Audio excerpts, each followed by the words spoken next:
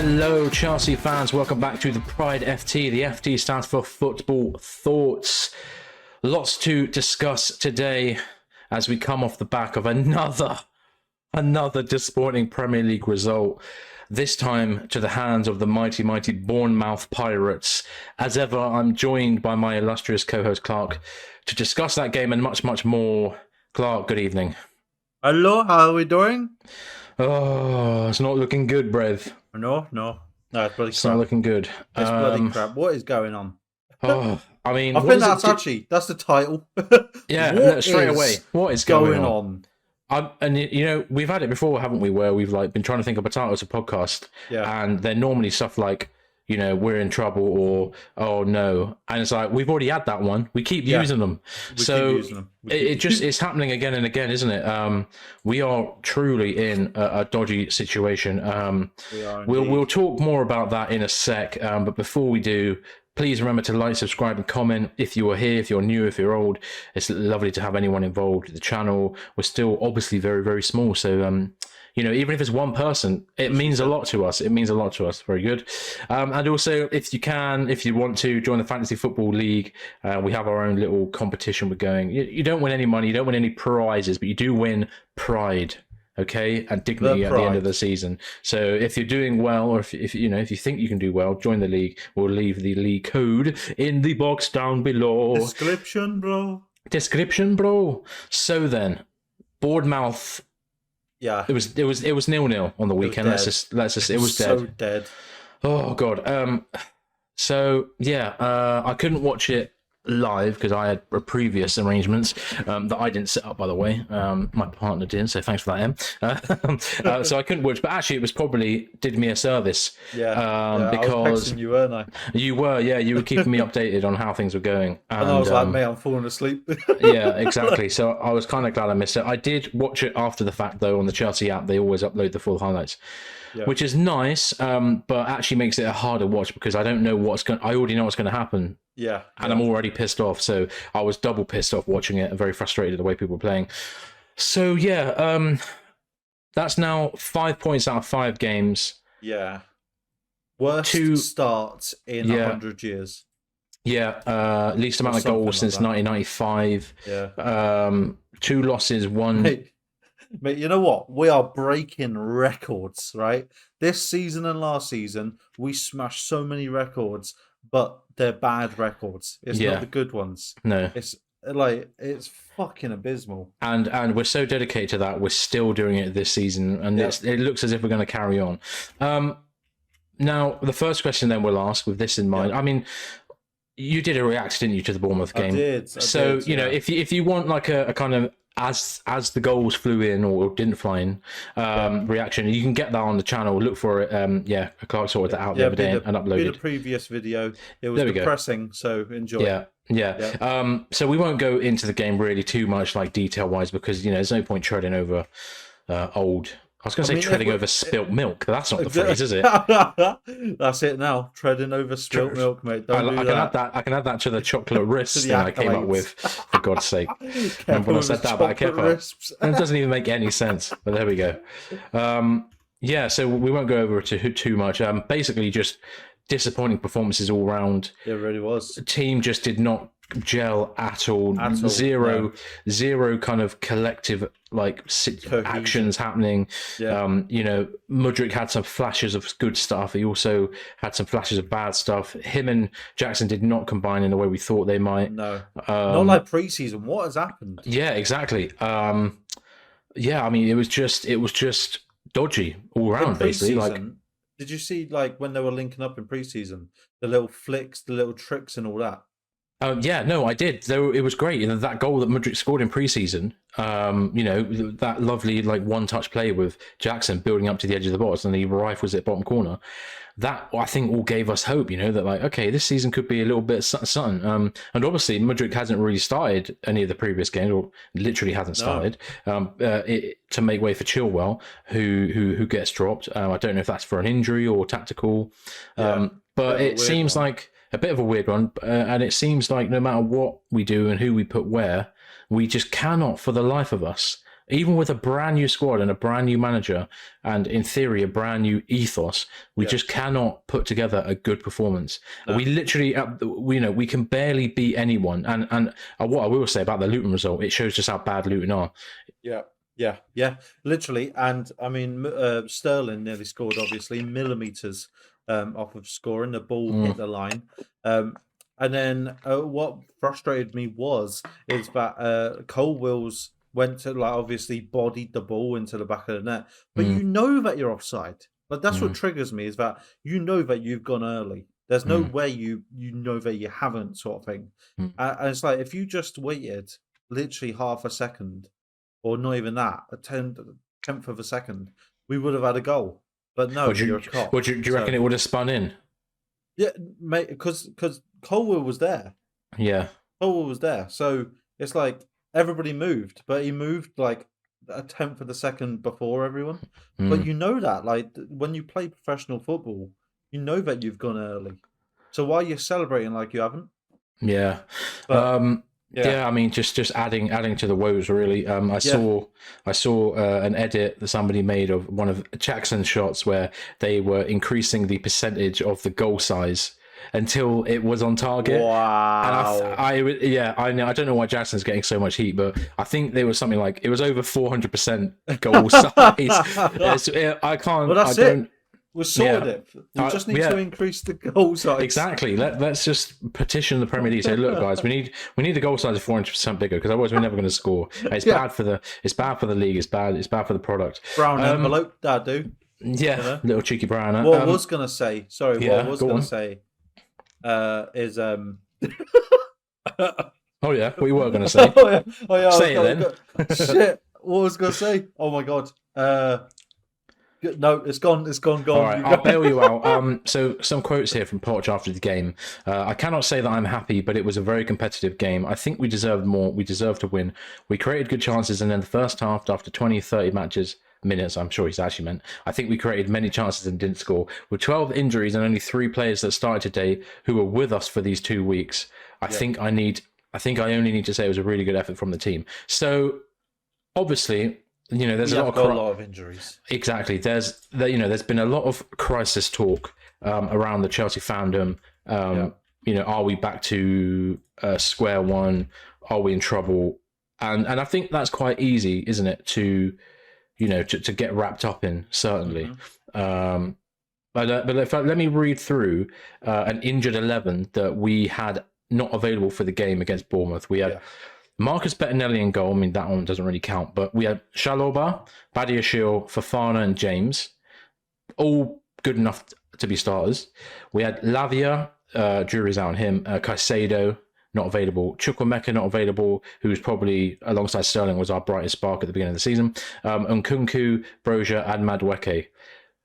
There are 11 players there, probably apart from Bettinelli, who could feasibly come into the first team setup when they're back from injury and probably deserve to start at any given point. So there is an absolute, which is mental. I know it really is. It's a cataclysm. I don't know what's going on, but it's a cataclysmic. It's like injury event. It's something out of flipping Endgame. It's like instead of Thanos snapping half of the galaxy or half of the universe away, actually what he did do with the Infinity Gauntlet was just snap all of our players get injured. Yeah, that's what it was. Because that's what it's like, man. It's a cataclysmic injury event, and it's just how does Caicedo start near enough every game for Brighton last season? Yeah, he comes to Chelsea, plays 2 games or something, and straight away injured. Yeah, what is going on? Yeah, he never missed a game through injury at Brighton. And then, you're right. As soon as he comes to Chelsea, he's not. Lavia. And he's got problems. Lavia was injured, wasn't he? Yeah. So it's a nightmare. I mean, I've seen some stuff, people tweeting about it. Apparently, there was this guy who people thought was Trev Chalobah's personal trainer, but it actually isn't his personal trainer. It's a guy I think he's worked with in the past. And they kind of like a leaked tweet about him, and he was saying that like they spend too much time worrying about like muscle, like loading up my muscle stuff in the gym, let me find the quotes here. So here we go. So this guy used to work with him, who's a friend of his basically, but not his personal trainer, said, Trev, this is him. His name's Ed Hodge. Trev has a hammy injury, should be back to 90% sprint ability by end of this week. And then the person who messaged him says, so glad to hear. And then Ed Hodge replied this, most of the injuries are because the players have been loading muscles time and time again without lengthening them simultaneously. Then one lunge into a tackle or a COD, I don't know what that means, too rapidly, and they're injured. Hardly any of them do reformer Pilates or terrain work, i.e. stair sprints and hill sprints to strengthen knee ligaments. It's an absolute mess at the moment, bro. Why wouldn't you do that? Yeah, I mean, so that's the thing, right? Sorry, you're a professional player. You're not doing fucking hill sprints. Yeah, so that's it. You know, that's the thing. It's clearly like, based on this guy's understanding of the situation, they're doing exercises that aren't conducive to, you know, avoiding injury. Mate, we were doing hill sprints in rugby in school. Yeah, like that's just basic. Yeah. So, you know, I think easy to say, I guess, with that in mind, that it's, you know, the physios have fucked it. But you also have to remember that most players nowadays will have their own personal trainer as well, which might be a bit of a problem because, again, I've seen people tweet like players have it in their contracts they can't play other sports, like they can't go skiing, they can't go scuba diving or whatever, because obviously you know, their contracts are massive investments for the club. And so why is it any different that a player can do a full day of training and then go home, like Madueke, for example, can go home and then just bust out, I don't know, 150 kg on a squat rack? Like, what's the point? You're not resting enough. No, exactly. How ridiculous. So you know, change that. I know there needs to be clearly stricter rules in terms of like what they can do. I mean, that's even if, you know, most players have got personal trainers that they're working with. Yeah. But anyway, it's just something just to be aware of. Right? Yeah, something just to be aware of. I do want to bring up the formation. So I sent you a video. Oh no, we watched Mod's video that he shared. Yes, he shared it. Football. What are they called? Football Meta. The Football Meta on Instagram. If you want to check them out, really, really good guys. Animations on point. I like that. And they explained how Man City set up compared to ours, which is so intricate details that change everything. And he was going through, you know, they have a staggered approach on their 5 attacking, and we don't. We have a back sitting approach, and it's like flat, isn't it? So it's flat, and then we go down. Whereas they go like that, like it's a W. Why?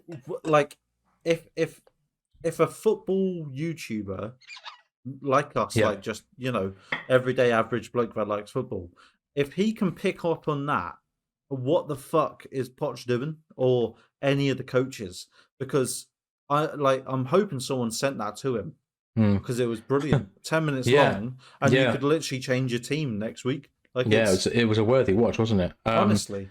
Yeah, I mean, honestly, it's hard to say. I wish I was smart enough to kind of have more analysis same about that kind of thing. But it's just, you know, but there are people out there who do a good job, and you're right, 10 minutes it flew by. It really did. And he was talking about Cole Palmer, and he showed a clip of when Cole Palmer started, when he came on, and it's totally different. Like, it's the setup he was doing was Pep. It was Pep's setup. He was in the middle of this diamond of players, whereas we're always sitting back. So instead of passing the ball through and going against 2 players, we're passing it to whoever would have been there and going through 4 players. So it's just, and we're doing these crosses, and the crosses aren't working. Whereas for some reason, we've got a guy who's not exactly known for his heading ability in the middle, and 2 short wingers. But for some reason, we've got the most average crossings per game than any other team in the league. It's like what's we're playing FIFA. Yeah, that's all. That's all you do on FIFA is literally just cross. And I don't get it. I just don't get why. I mean, I do get it. It's desperation, isn't it? It's like we don't have any other ideas. We're crossing like we got Haaland in the box. Yeah. We haven't, bruv. No, we don't. We definitely don't. Grow up. So, God, it's a nightmare. I mean, obviously, yeah, as we said, with the injuries, we're going to have to try and keep our powder dry, because there are a lot of good players who are yet to come back and might, and hopefully will change things. But yeah, as I said, 5 points out of 5 games is a terrible start to the season. Before we move on to other stories, do you now think we won't get top 4? No. Is that a no? I don't think we'll get top 4. No, I don't. No, I do think we do. We will. Okay, cool. Okay, so you're still hopeful. We're 5 games in. Yeah. We haven't lost significantly. We haven't got peppered. We are peppering, but we're not having the end product. So we're still the highest in possession. We're still the highest in third in the attacking third. We're still highest crosses. We're still highest everything except for goals. And if we can just nail down, just get it in, fucking feed it into these fucking blokes' brains and say, as soon as you see an open goal, hit the fucking ball. Like Cole Palmer had the most open opportunity and he passed. Why? Yeah. Fucking take a shot. Be Chilwell selfish. did the same thing, didn't he? In the game against, was it against Forest? He did that? Mate, be fucking selfish because that's what we need. We need just selfishness right now. Just lever it. I don't care if you fucking miss. Like Nico Jackson, I love him. You know why I love him? Because he just fucking has a go. Yeah. Like, it doesn't matter if he misses. I fucking, you know, he might shoot it to the moon, but it's fucking, you know, shit happens. What do you think? Top 4? I'm more pessimistic than you, I think. So I'm struggling to see it happen. I just think, you know, we've got Aston Villa next, and I just cannot see us getting a result there. And I think 3, you know, I could see us losing that game. And I think 3 losses, 2 draws, and 1 win is a really poor. And I know, like, right now it feels like, well, we've still got 32 games left of the season to play. It's no big deal. But at the end of the season, it comes down to 1 or 2 points here and there. And our competition, you know, your Spurs, your Liverpools, Newcastle, they won't be dropping this amount of points this season. They just won't. So I think I just think if we don't get a good result against Aston Villa, I would already say we're not getting top 4. Top 6? Maybe that's more doable. Maybe a Europa League place is more doable. Have you seen our November and December lineup? It's tough, isn't it? It's horrendous. Yeah, it's tough. I know we've got like City and Arsenal and loads of really tough games. Top 6 teams except for Liverpool, obviously. Yeah, we've got all of them in a row. Oh god. So. Yeah, well, so subscribe if you're a rival fan. Subscribe, and you'll be seeing a lot of crying during the month of November and October. All right, then. Talking of injuries and talking of players, Mark Cuckoo, Noni Madueke, and Armando Broja were involved in Chelsea training on Tuesday. This is via the Chelsea website, so that's a little bit of good news. All players, apart from Cucurella, all 2 of those players are people I'd like to see come back and have a go. If Broja plays, massive difference. Yeah, I hope so. I hope so. I wouldn't mind seeing a Broja Jackson link up. To Broja Jackson link up would be Bro Jackson. We call him. Bro Jackson. I'm sorry, Bro Jackson. Yeah. So I reckon that would be pretty cool. That would be pretty good. In other kind of squad news, Alfie Gilchrist, the young centre-back, he played a bit in pre-season. He signed a new 2-year contract at Chelsea until June 2025, with the club holding an option for a further year. So congratulations to him. Obviously, that's good. Is it Gilchrist? I thought it was Gilchrist, so I'm gonna roll with Gilchrist. Right. I'm gonna go Alfie. Yeah, just go Alfie. So yeah, good for him. Obviously, I don't know what he's gonna be. I mean, he'll probably never play. He was very pleased. Yeah, of course. His family's all Chelsea supporters, and so is he. So right, okay. Well, maybe that'll be enough to see him through. But we've got like 8 centre backs on the books. Yeah. So he's going to struggle to get in. But good luck to him. Caicedo is optimistic he will be fit to face Aston Villa. However, Romeo Lavia is set to be sidelined for at least another month. Caicedo, I mean, he's optimistic, but it's not up to him. So he's probably not going to play. And what I'll say is that I put these notes together last night, and today I'm seeing talks that Caicedo wasn't pictured in training today. So that's not a good sign. No. If he's not training today, it's unlikely. Even if he trains tomorrow, he'll be rested. He probably won't have he won't be back in time. So more misery. But anyway, we move. Chelsea and Bayern Munchen are among teams closely monitoring Aaron Ramsdale's situation at Arsenal. Funny enough, Aaron Ramsdale is riding the bench again this evening as David Raya has started for Arsenal in their first Champions League game in a long time. So I wonder why. Well, there we go. There goes PSV at 8. So it looks as if, it's a bit of a weird one for him. Again, though, we've just signed 2 goalkeepers. Aaron Ramsdale, I don't think is that good to be like, completely forgetting about the ones we've just signed. No. So he's good. He is good. He's good, yeah. But I personally think at times last season he was quite a big reason why they couldn't pull through and won that league because he's still coming into his own. Yeah, he made some dodgy decisions. But you are right. He is still quite young as far as goalkeepers go. So he's got 24.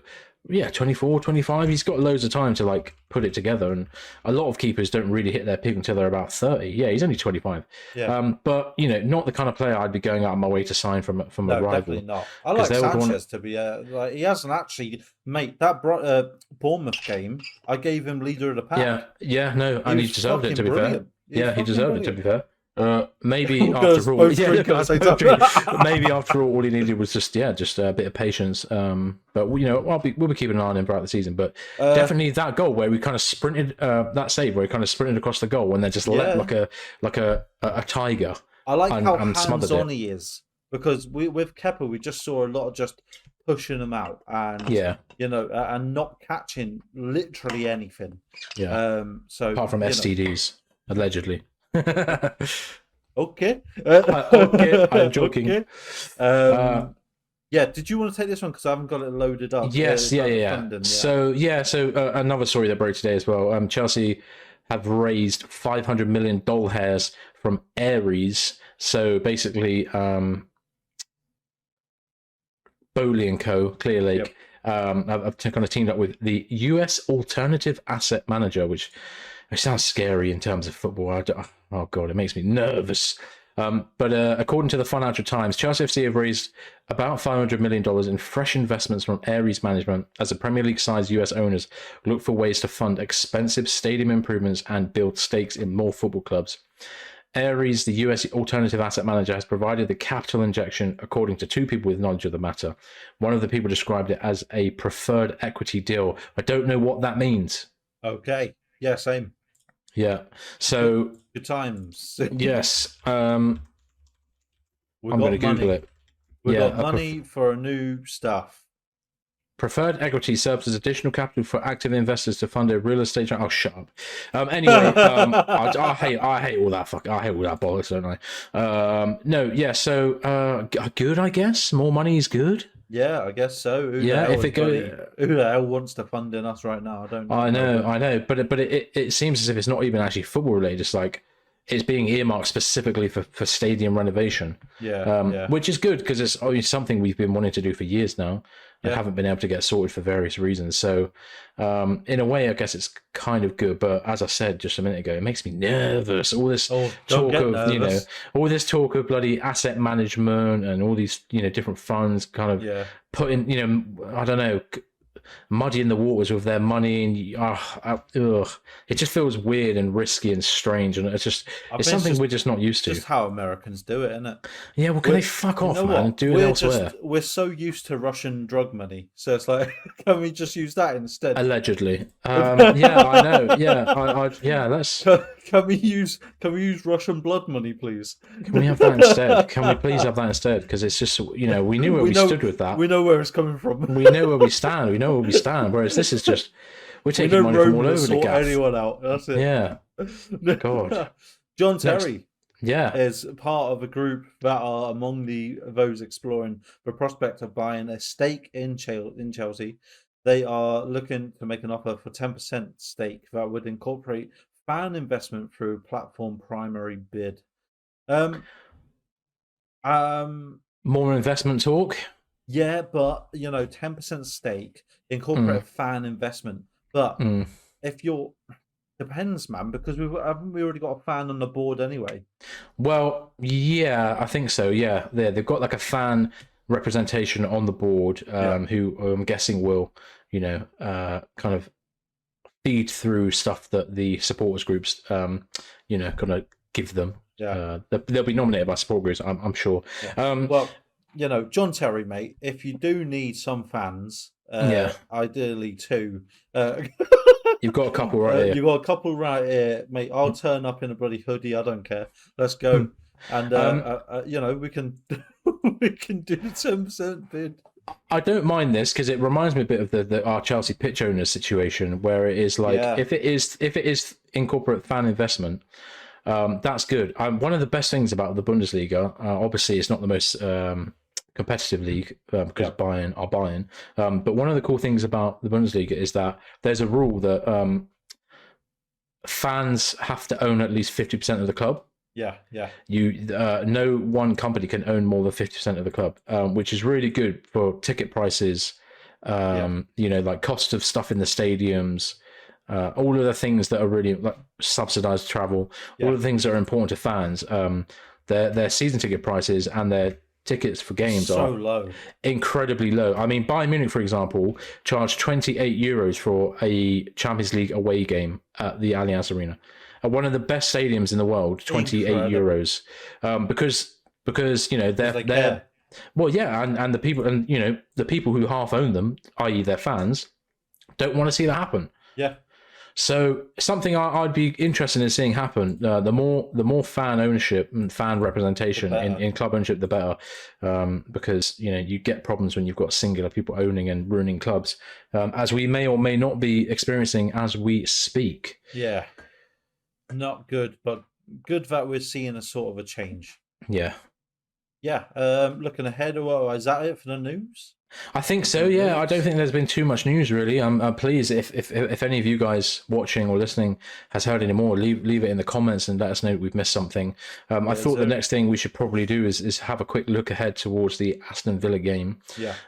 As it is the one next up, we've got them at Stamford Bridge on Sunday at 2 p.m. Indeed. Yeah, as I said a bit ago, it's not looking good, Brev. I'm a bit nervous. All of the catchphrases. They've got so many players that are on it, especially Moussa Diaby. He is a baller. Really enjoying what I'm seeing of him this season. And I honestly, I can foresee like a 3 or 4-0 loss. I'm not even bantering. Because we ain't scoring, and honestly, they are so flipping quick and powerful and on it. They are gonna bumperclot us. Moussa Diaby up against Thiago Silva. You're having a laugh, mate. He's gonna shred him a new one. Trust me. Duffy us up still. I mean, I'm very optimistic. Yeah. Always. I reckon 1-0 win to us. Well, shithouse a 1-0 win with that. I'd take that. I'd take a I would take a full-on shithouse win. Yeah. We used to do that, and we used to love it. Exactly. I would take scoring in the first 10 minutes, and then just putting all 10 players in the fucking box. Yeah. For the remainder, I don't give a fuck. Yeah. I'd love it. That'd be sick. And sub on the second goalkeeper as well, and have him just stay in the penalty box. Yeah. And obviously, he can't handball it, but it'll be so big.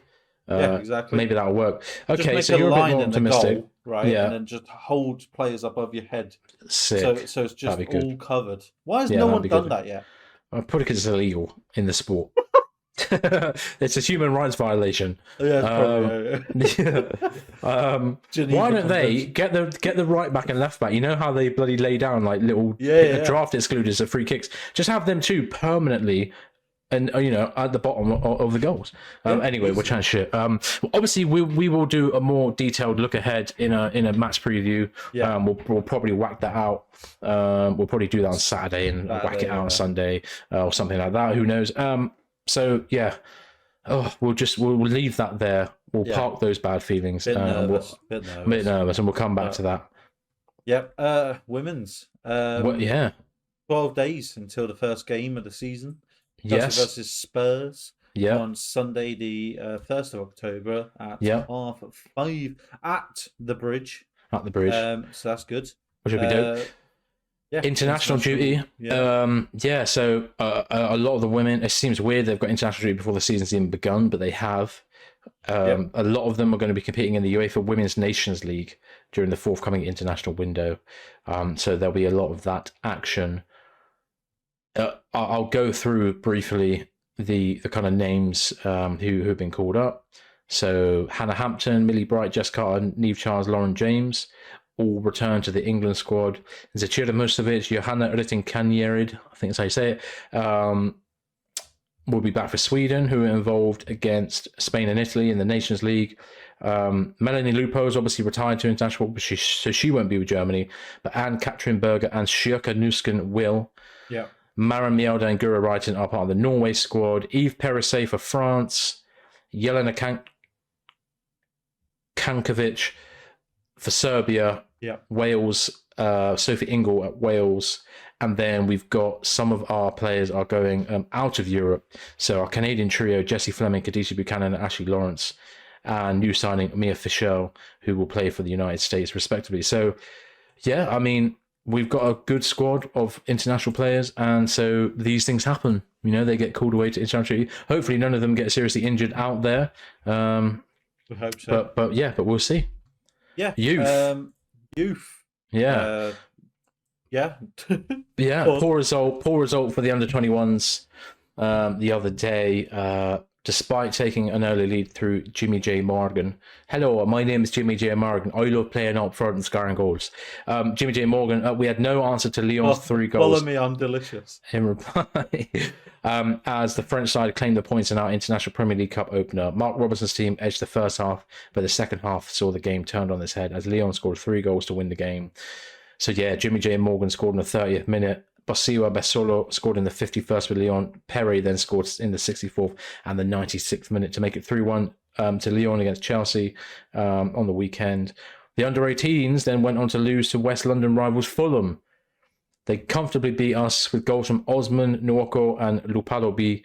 Moeka, who we signed from Brighton in the summer, can't stop scoring. He scored again. He got a late consolation goal in the 95th minute. So 2 poor results there.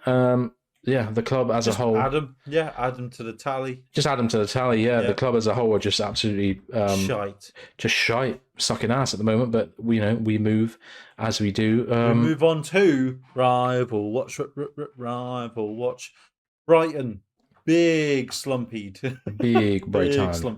Big slumpied. Man United, 3-1. United are in an absolute mess. Reports of multiple arguments post the result. You love to see it. You do love to see it, and you love to hear it. The one kind of grace that we have at the moment is the fact that we might be terrible and we might be having a bad time of it, but at least Man United are too, because I believe they're only a place above us. Yeah, or something like that. I love that.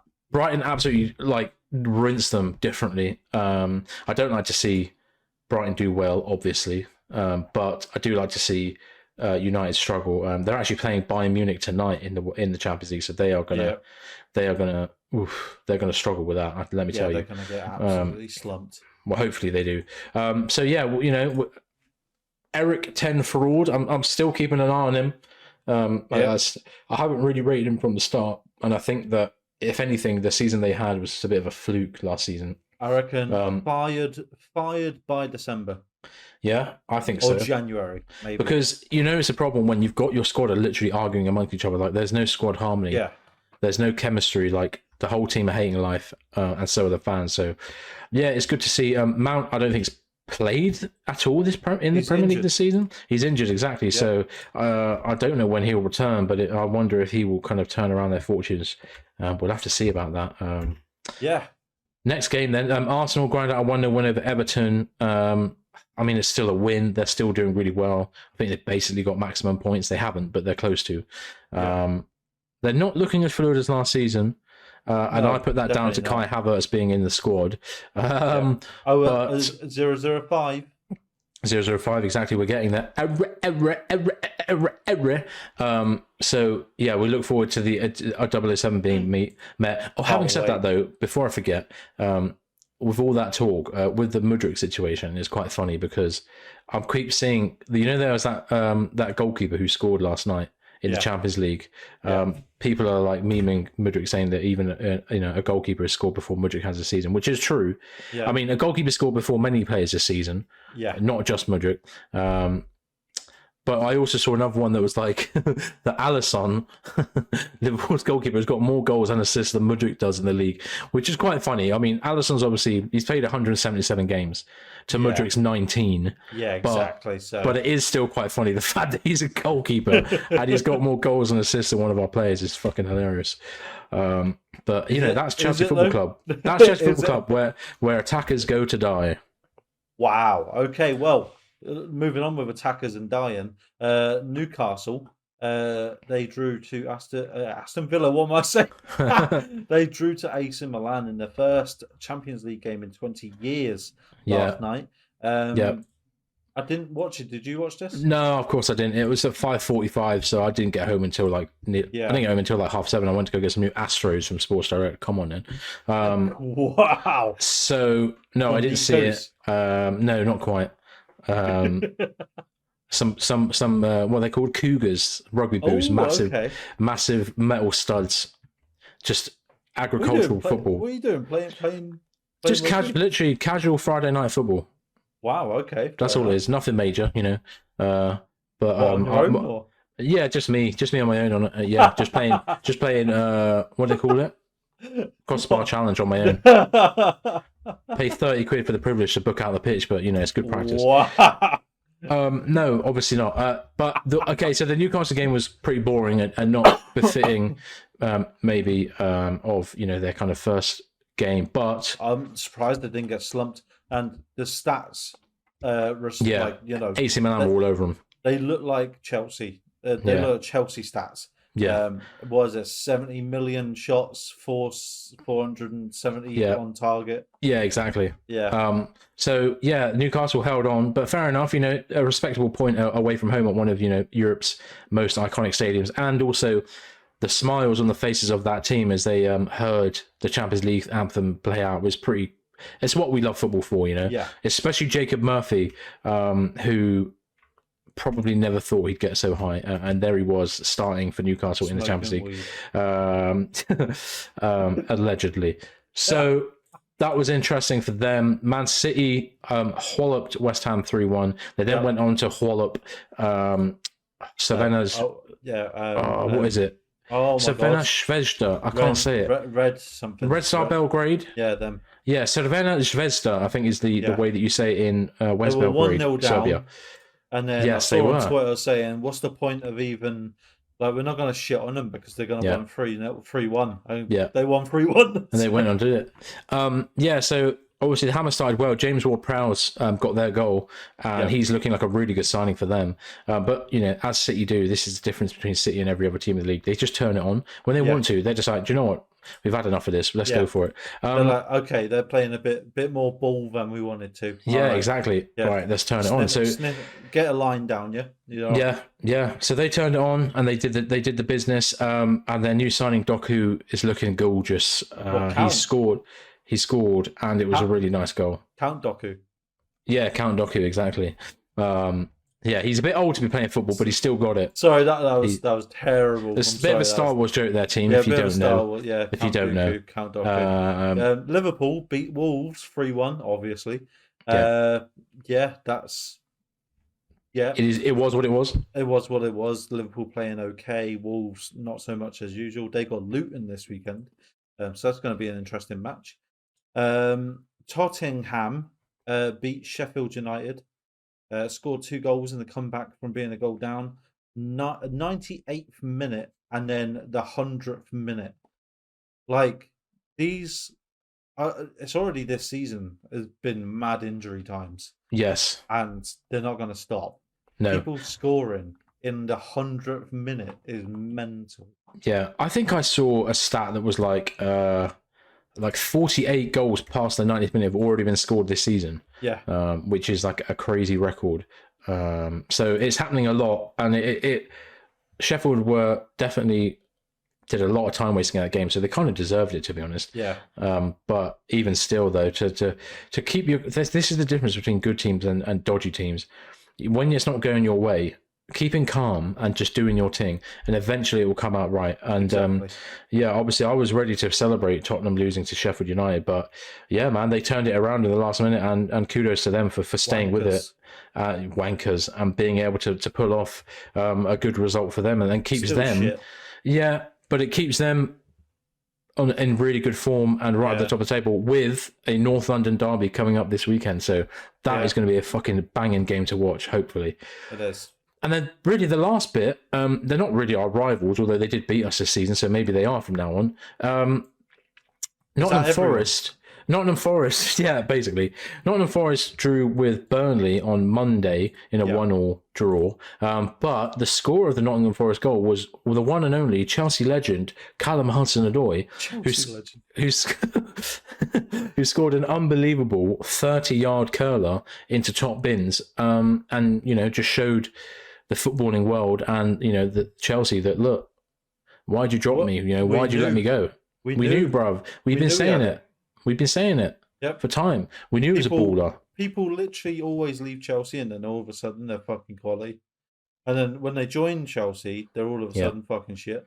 I know. So, we've just got such a stink over us at the moment. It's just really, really quite disappointing. But I mean, other than that, I'm really happy for Cho to make a bold decision. And he's been at Chelsea for so long, to make a bold decision to go to Nottingham Forest, while they're signing 40 players a season. Yeah. And to back yourself to kind of come out on top. Yeah, it's quite a brave thing to do. And Steve Cooper, the kudos to him as a manager who clearly gets good performances out of players who are given an opportunity to show what they can do. Yeah. And also really nice because I was about to say Mudryk, Cho was on the same side of the pitch as another ex-Chelsea player, Ola Aina. So Ola Aina, a kind of left wing back, left back, and Cho is a kind of left winger. It was quite lovely to see, and happy that he scored on his debut, and fingers crossed he has a really good season and shows people what he can do. I'm excited to see where he goes from here. Definitely. Obviously, he's always loved at the club by the fans, at least. Yeah. So you're welcome back anytime. But really excited to see what happens with his season. I think that's it. For this podcast. We've got, as we said, Aston Villa on Sunday, and then we've got Brighton midweek for the EFL round 2. So that's round 3, third round, I think it is. So that's going to be an absolute shit show. So we'll enjoy that. I wonder if we'll switch keeper for the Carabao Cup. I don't know. Oh, I'd be interested to see Petrovic. Yeah. So that's all for now. Thank you for watching. Please like, subscribe, comment, rate us. All that good stuff. We shall have a preview. We shall have a reaction out. And I think that's it. Is there anything else, Bo? No, I'm happy. All good. Well, you say you're happy, but as happy as I can be. So as always, up the chair. Up the Hey. Thanks for listening to The Pride. If you enjoyed what you heard, feel free to leave us a review on your podcast app of choice, and maybe drop a like or follow on our YouTube, Twitter, TikTok and Instagram pages. And as always, up the Chels.